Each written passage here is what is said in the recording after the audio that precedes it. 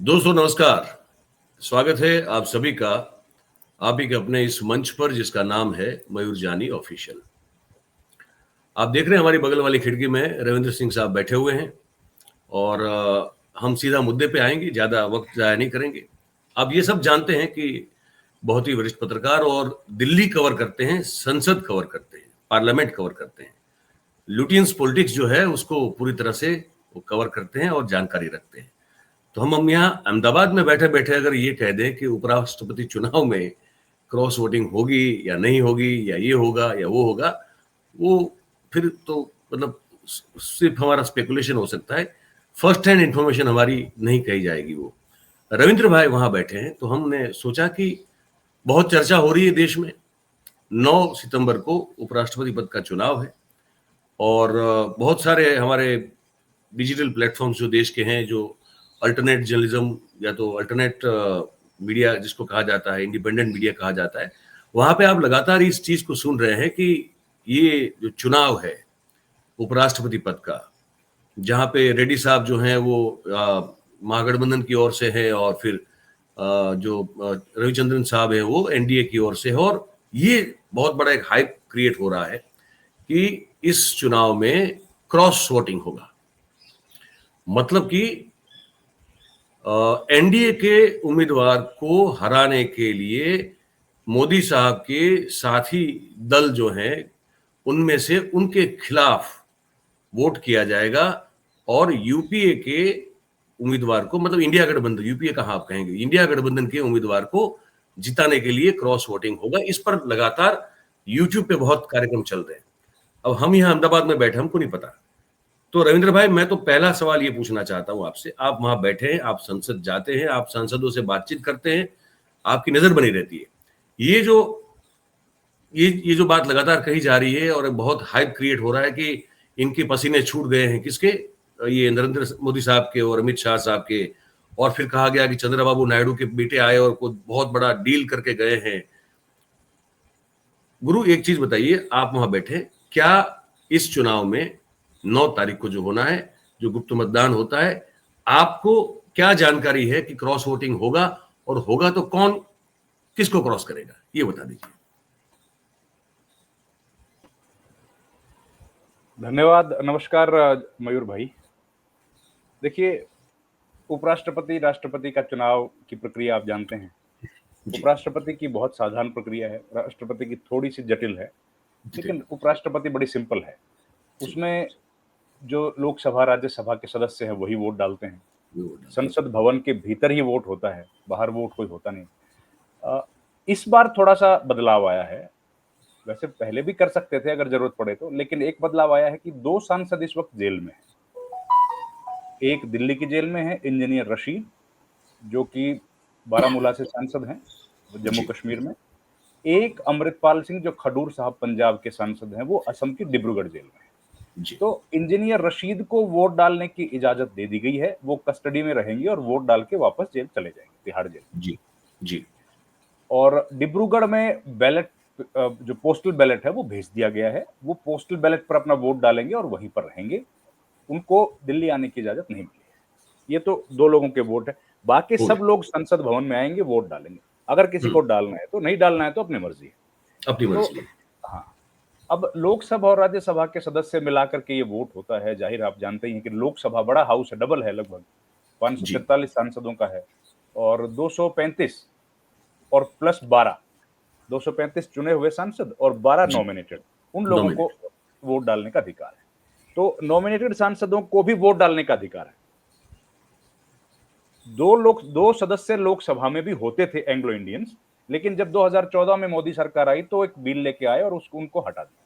तो लोकसभा में कोई नॉमिनेटेड नहीं है, केवल राज्यसभा में 12 लोग हैं, और वो लोगों को भी अधिकार है वोट डालने का, क्योंकि राज्यसभा के सभापति होते हैं वाइस प्रेसिडेंट ऑफ इंडिया। एक दूसरी बात, व्हिप जो है वो इसमें इशू होता नहीं, जैसे आप जानते हैं। व्हिप असल में किसी में भी इशू नहीं होता जो घटनाक्रम सदन के बाहर का है। व्हिप होता है सदन के भीतर। अगर सदन के भीतर कोई लेजिस्लेशन है, कोई प्रस्ताव है, उस पर चर्चा हो रही है, तो व्हिप आ सकता है। या सदन के भीतर वोटिंग होती है।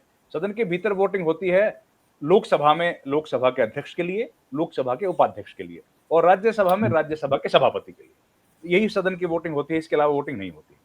तो इसलिए सदन के भीतर विप अगर अब तीन इलेक्शंस बच गए, एक राज्यसभा का, एक लोकसभा, एक राज्यसभा का सदस्य का चुनाव, एक राष्ट्रपति का, एक उपराष्ट्रपति। इन तीनों में वोट पड़ते हैं अंतरात्मा जी। अंतरात्मा की आवाज पर एक बार जब 69 में वोट पड़े थे तो ऑफिशियल जो कैंडिडेट कांग्रेस पार्टी का था वो हार गए थे, और इंदिरा गांधी के जो कैंडिडेट थे वो जीत गए तो क्योंकि अंतरात्मा थी। अब उसके बाद से अंतरात्मा जागी नहीं है, एक बार तो जागी है, उसके बाद से अंतरात्मा अभी बैक बर्नर पर है। और हाँ, पार्टी जो कहती है वैसा कर लेते हैं। और खास तौर पर जो सत्तारूढ़ पार्टी है उसकी अंतरात्मा सो रही है, उसकी अंतरात्मा विपक्ष के व्यक्ति के लिए नहीं जागी, नहीं जागती। हाँ, कभी कभी जागती है, बीच बीच में कुछ जागी है। जागी कैसे है? वो पूरी पार्टी की जागी है, सांसदों की नहीं। जैसे प्रतिभाताई पाटिल ने जब अपना उम्मीदवारी उनकी घोषित हुई राष्ट्रपति के लिए, तब वो राजस्थान की राज्यपाल थी जी। तो उन्होंने इस्तीफा दिया, और इस्तीफा देकर जब वो दिल्ली आई तो इतनी देर में बाला साहब ठाकरे की जो पार्टी है शिवसेना, उसने अपना समर्थन उनको दे दिया। साथ ही समर्थन दे दिया एनसीपी ने भी। एनसीपी तो खैर थी ही उनके साथ। तो जो महाराष्ट्र की जो पॉलिटिकल पार्टीज थी, उन्होंने कहा कि भाई महाराष्ट्र का कोई व्यक्ति बन रहा है, इसलिए हमारी अंतरात्मा जाग रही है। उस जमाने में शिवसेना की जो थी वो कांग्रेस के खिलाफ थी, तो उन्होंने वोट अंतरात्मा की आवाज पर दिए। ऐसा ही तब हुआ जब प्रणब मुखर्जी लड़े चुनाव, उनके लिए भी फिर तृणमूल कांग्रेस की अंतरात्मा जागी और उन्होंने वोट डाल दिया। तो इसके अलावा एक आध छोटी मोटी इस तरह की घटनाएं होती हैं कि आपके स्टेट का है तो, और शायद यही बात ध्यान में रख के उसी अंतरात्मा को झकझोरने और जगाने के लिए इस बार रेड्डी साहब को लेके आया गया कि मतलब कि साउथ वर्सेस साउथ है यहाँ पे।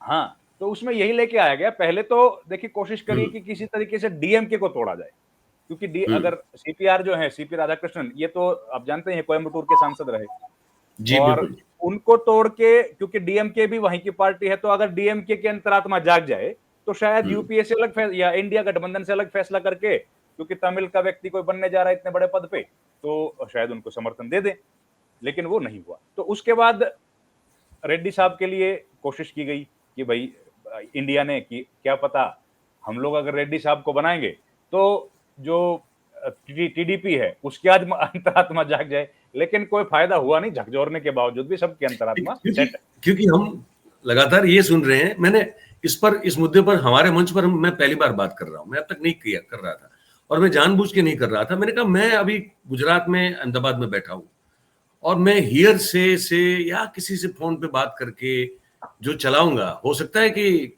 उसमें आपके व्यूज बढ़ जाए, वो हो सकता है, लेकिन क्या मैं जानकारी सही दे पाऊंगा अपने दर्शकों को? तो इसलिए मैं अब तक इस पर बात करने से कतरा रहा था।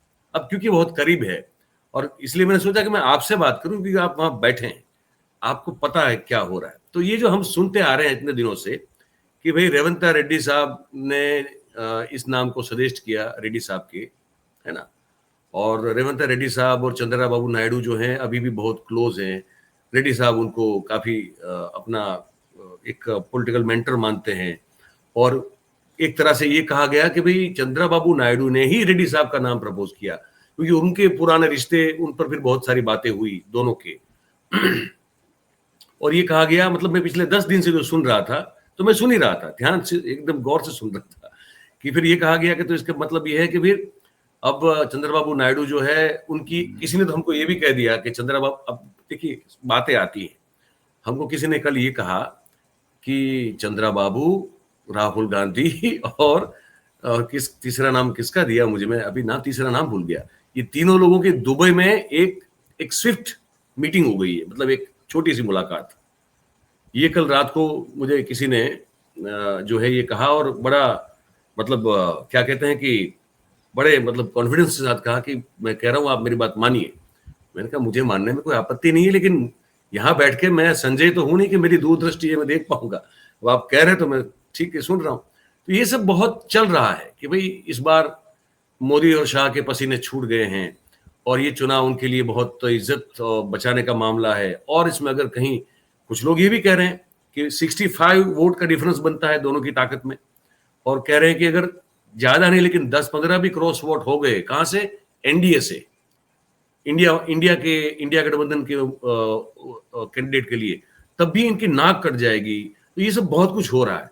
इसमें आपको कितना सच लगता है और कितना आपको हवाई किला लगता है, ये बताइए।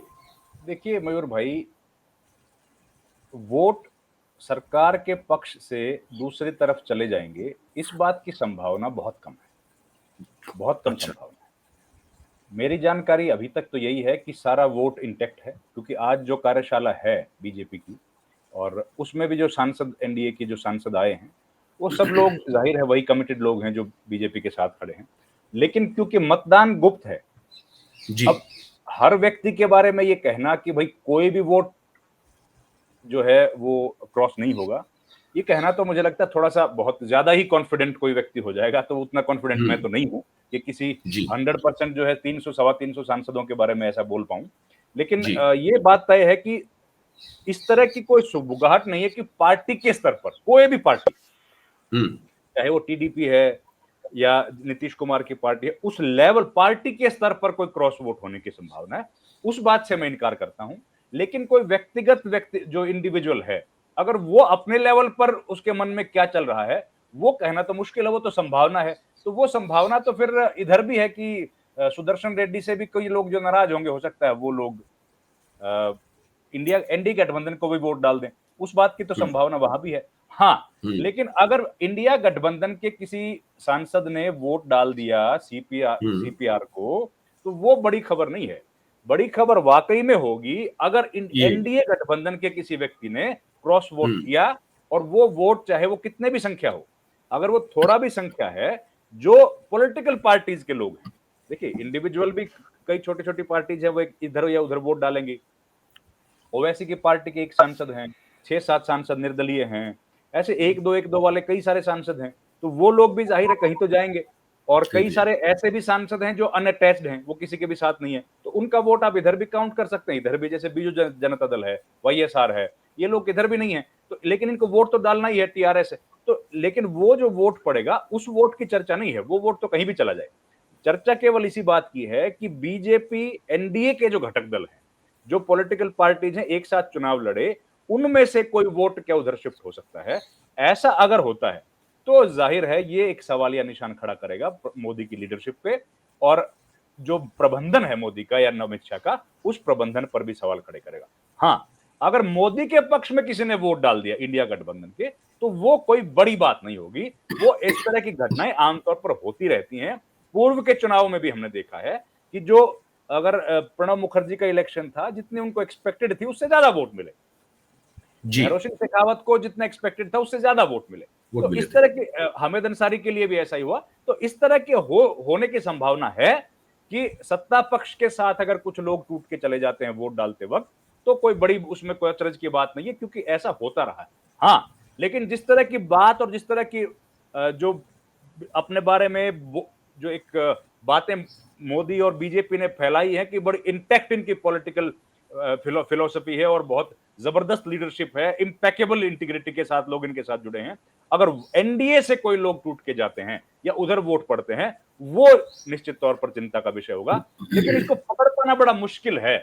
देखिए मयूर भाई, हम्म। क्योंकि हमने बताया कि जैसे करीब आज भी 35-40 लोग ऐसे हैं जो फ्लूइड है, वो किसी के पास भी नहीं है, वो ना एनडीए का हिस्सा है, ना वो इंडिया गठबंधन का हिस्सा है। तो उनको आप किस तरह हम लोगों को इस बात का पता लगेगा कि भाई इतने लोगों ने क्रॉस वोट किया है। ये क्रॉस वोटिंग अंदाजे के हिसाब से ही होती रही है, एग्जैक्टली पता लगाना बड़ा मुश्किल है। एक तो गुप्त मतदान तो है ही है, दूसरा बैलेट पेपर से मतदान होता है, तो इसका पता लगाना बड़ा मुश्किल काम है। क्योंकि 100% अगर दो दो धड़ों में डिवाइडेड हो फिर आसान है पता लगाना, लेकिन डिवीजन उतना गहरा नहीं है, क्योंकि कई लोग ऐसे हैं जो अनअटैच्ड हैं, वो किसी भी पॉलिटिकल पार्टी के साथ नहीं है, तो उनका वोट किस तरफ चला जाएगा ये बताना बड़ा मुश्किल है। और उसके बाद कहीं अंदाजा लगेगा कि अगर 30-40 से ज्यादा वोट क्रॉस होंगे, तब हमको इस बात का एहसास होगा कि भाई एनडीए से या इंडिया गठबंधन से वोट टूट के गया है।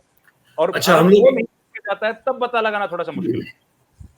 अच्छा, हम थोड़ा समझने की कोशिश कर लें कि एनडीए घटक दल के साथ कुल मिला के ऑफिशियली कितने वोट होते हैं एनडीए के? भाई 300 से ऊपर तो लोकसभा में है ही, और ठीक 150 है। के 150 से ऊपर जो इनके साथ 150 150 160 के आसपास राज्यसभा में वोट है, लोकसभा में। तो इनके पास और मेजोरिटी में कोई दिक्कत नहीं है। उनका, हाँ, मतलब वो मेजोरिटी है उनके पास जो, हाँ, वो मेजोरिटी इनकी पूरी है। तो बल्कि लेकिन मेजोरिटी नहीं, अब देखिए चैलेंज क्या है बीजेपी के लिए। अगर हम्म, आप आंकड़े देखेंगे मयूर भाई, तो भैरों सिंह शेखावत से लेके और उसके बाद जितने भी उपराष्ट्रपति के चुनाव हुए, उसमें हर बार जो गैप है, जीतने का गैप है, वो बढ़ता चला गया है। अगर वो जी, गैप घटता है, पूरी है, क्योंकि इतनी मजबूत विपक्ष पहली बार आया है। 250 सांसद तो 235 सांसद तो लोकसभा में है ही है, राज्यसभा में भी अच्छे खासे नंबर है। और कुछ जो ऐसे अनअटैच्ड लोग हैं, खासतौर पर जो जैसे निर्दलीय सांसद हैं, पप्पू यादव है, या हम्म, वो हाजी हनीफा हैं लद्दाख वाले, एक एक जो महाराष्ट्र के सांसद थे, उन्होंने अपना समर्थन दिया है कांग्रेस को। तो इस तरह के लोगों को अगर आप देखेंगे, तो संभावना ये है कि इस बार जो वोटिंग का और जो नतीजे आएंगे, जीतने और हारने का गैप पिछले मुकाबले में घटेगा। और ये गैप घटना भी बड़ा संदेश देगा कि बीजेपी की या एनडीए की वो ताकत अब नहीं बची है जो पहले थी, वो ताकत अब नहीं बची है जो पहले थी। और अगर वाकई में क्रॉस वोट हो गया, फिर तो बड़ी दिक्कत हो जाएगी, और बीजेपी की लीडरशिप पर बड़े सवाल खड़े होंगे कि वाकई में ये लोग इंटैक्ट रख नहीं पाए अपने कुनबे को, या उन लोगों को भी, मतलब लोगों के भीतर भी एक संदेह है, एक शक है लोगों को भी इनकी लीडरशिप पे, और इनकी लीडरशिप मजबूत नहीं रही। क्योंकि ये जो दौर है मयूर भाई, आप याद कीजिए, ये जो संसदीय दल है, इसकी बैठक हुई नहीं है बीजेपी की कभी अभी तक नहीं हुई है। करने के लिए। तो इसलिए शक जो है ना, वो गहराएगा, वो शक गहराएगा, और लोग जो है, और सितंबर तो है ही। तो let me be more precise about this. ये अभी एक बात चली कि अब कुछ तो ये चला रहे हैं कि भाई आधी रात को प्रधानमंत्री राष्ट्रपति से मिलने चले गए थे, अभी कुछ कल किया, ऐसी कुछ बात बताई जा रही है। फिर कहा जा रहा है कि चंद्रबाबू के सुपुत्र हैं, वो आके मिलके गए, और कुछ हार्ड बार्गेनिंग हो रही है कि अब हम सपोर्ट तभी देंगे जब चंद्रबाबू को रक्षा मंत्री या तो गृह मंत्री का पद मिले और बहुत बड़ा एक पैकेज मिले आंध्र के लिए। तो इन बातों में कितना सच देखते हैं आप? चंद्रबाबू नायडू अगर समर्थन नहीं देंगे तो क्या फर्क पड़ जाएगा? कितना सांसद है उनके पास? उनके सांसद से हार जीत होगी नहीं, क्योंकि बीजेपी एनडीए के पास जितना बड़ा समर्थन है, क्योंकि दोनों हाउसेज का है ना मिला के, और लोकसभा में बीजेपी उतनी बड़ी पार्टी नहीं है जितनी राज्यसभा में तो सिंगल लार्जेस्ट पार्टी है, लोकसभा में भी है। तो इन मुझे लगता नहीं कि ये ठीक है। अब किसी पत्रकार, दूसरे साथी पत्रकार की बात को मैं झुठला नहीं सकता हूं, लेकिन उनके पास अपने सोर्सेज होंगे, बिल्कुल होंगे, और हो सकता है वो लोग सही कह रहे हो। लेकिन मेरी जो जानकारी है वो यही है कि बीजेपी, या इस वक्त जो जो स्थितियां आज की हैं, उसमें बीजेपी के गठबंधन को कहीं कोई दिक्कत नहीं है। एनडीए एक मजबूत गठबंधन दिख रहा है। और हाँ, लेकिन सब मौके की तलाश में है, और मौका अभी नहीं है। वो मौका ये नहीं है, मौका जो है वो शायद आ सकता है 1-2 साल के बाद, जब जब इलेक्शंस किसी प्रदेश के नजदीक होंगे। अब बिहार का जो चुनाव है, बिहार के चुनाव में बीजेपी के पास, अब अगर अकेले नीतीश कुमार पार्टी छोड़ते हैं, मतलब अगर वो समर्थन वापस लेते हैं, तो सरकार की सेहत पर ज्यादा संभावना नहीं कोई असर पड़ेगा। वैसे ही अगर अकेले टीडीपी चली जाती है तो असर नहीं पड़ेगा। और ये दोनों जब तक एक साथ समर्थन वापस नहीं नहीं। लेंगे, तब तक हाँ, सरकार को कोई बिगड़ने वाला है नहीं। तो बार्गेनिंग बिल्कुल ठीक है, बार्गेनिंग हमेशा होती रहती है, और इस तरह के मौकों पर थोड़ी सरकार वीक रहती है तो उसको कोशिश की जाती है घेरने की, वो जरूर चल रही होगी। लेकिन अभी तो जो मांगे, इनकी जो प्रोमिसेस किए गए थे, जो टीडीपी सत्ता में जब आई थी, तब जो प्रोमिसेस किए थे, इनके जो ड्रीम प्रोजेक्ट अमरावती के हैं, स्पेशल पैकेज के हैं, अभी तो वही नहीं पूरे हुए हैं। तो और नई डिमांड हो सकता है लेके आने की, मुझे तो थोड़ा सा कम लगता है इसमें कोई संभावना है। लेकिन ये है कि इनके इनके जो भरोसा, दोनों पार्टीज का भरोसा अभी भी ये नहीं है कि अगर ये हम लोग सरकार गिरा दें तो कांग्रेस सरकार बनाने की हैसियत में है। जब तक वो भरोसा कायम नहीं होगा, तब तक कोई चांस मुझे लगता नहीं है कि ये लोग समर्थन वापस लेने की कोशिश करेंगे। अभी यही है कि इंटैक्ट है एनडीए गठबंधन, क्योंकि लीडरशिप स्ट्रांग है। कांग्रेस ये भरोसा नहीं दिला पा रही है कि वो एक ऑल्टरनेटिव गवर्नमेंट फॉर्म कर सकते हैं। वो भरोसा जिस दिन हो गया, उस दिन ना नीतीश कुमार वहां बचेंगे, ना टीडीपी वहां बचेंगे। मुझे लगता है कि बड़ा हमने जो है, आपने आपके साथ इस बातचीत में हमारे दर्शकों के लिए वहां की स्थिति एकदम साफ, एकदम पानी की तरह एकदम साफ है, क्रिस्टल क्लियर है। और मुझे लगता है कि अब यही अभी की स्थिति है, तो हम कोई सनसनी खेज बात नहीं करेंगे, जो वहां है अभी दिख रहा है वो हमने बता दिया। ठीक है सर, और मुझे वैसे लगता है कि ये संभावना लगी काफी है। है। हाँ, अब तो वही आपको लगता है वही है कि कि भाई देखो, इंडिविजुअल सांसदों के बारे में बताना तो मुश्किल है, वो कोई अलग है, भी एमपी क्या हनुमान कुछ करेगा। बेनीवाल हो गए या वो चंद्रशेखर आजाद हो गए लेकिन या पार्टी जो है, हाँ, पार्टी हम्म के स्तर पर कि एनडीए के जो घटक दल हैं, जो पार्टीज हैं, हम्म एकनाथ शिंदे की पार्टी है या टीडीपी है, भाई उस लेवल पे कोई टूट हो जाएगी उसकी संभावना नहीं है। आपको नहीं दिखती है ना? उसकी चलिए, संभावना मुझे नहीं दिखती। तो भाई ये था। अब आप सब लोग जो है प्रबुद्ध हैं, हमारे दर्शक, अपनी अपनी राय जो है लिख के हमको कमेंट में जरूर से बताइएगा कि मेरी और रविंद्र भाई की ये बातचीत जो हमने आपके लिए की है जानकारी पहुंचाने के लिए, वो आपको कैसी लगी। अच्छी लगी हो तो भाई एक विनती है आप सबसे कि वीडियो को लाइक जरूर करें। इससे हमारे मेहुल भाई ये कहते हैं कि इसकी रीच या तो इसका रिकमेंडेशन बढ़ता है। ऐसा हमको हमारे मेहुल भाई कह रहे हैं कि भाई आप ये लगातार आप ये अपील करें दर्शकों को कि अगर आपको बातचीत अच्छी लगी हो तो वीडियो को लाइक करें, इसकी लिंक को शेयर करें, और चैनल जो है अब तक नहीं किया है तो सब्सक्राइब कर दें और अपने आसपास के लोगों से करवाएं। और साथ साथ में रविंद्र भाई का भी अपना एक चैनल है, fourth estate, the fourth estate, वहां भी आप जाएंगे। रविंद्र भाई आजकल ट्विटर पे, एक्स पे छाए हुए हैं, उनका एक एक वीडियो जो है वो कमाल कर रहा है वहां पे, है ना? तो आप वहां भी जाइए और उनको भी आप सब्सक्राइब कीजिए, ये आप सबसे हमारी गुजारिश है। रविंद्र भाई बहुत बहुत धन्यवाद आपका, thank you very thank much. You Mayur भाई, thank you very much, thank you. Thank you, और दर्शकों का भी बहुत बहुत धन्यवाद। बहुत नमस्कार।